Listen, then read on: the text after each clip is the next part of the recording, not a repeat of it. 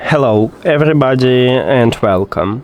In this video I'm going to show you how to call Siri using your headphones JBL TUNE 770.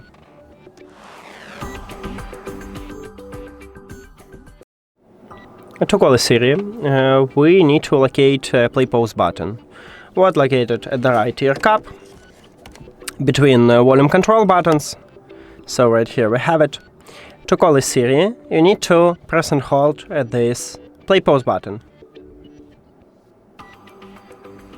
And as you can see, I just called the Siri, so that's it. Also, we cannot customize it, we cannot add this feature to another gesture, and this one is the only one way to call the Siri. That's it. Thank you for watching this video.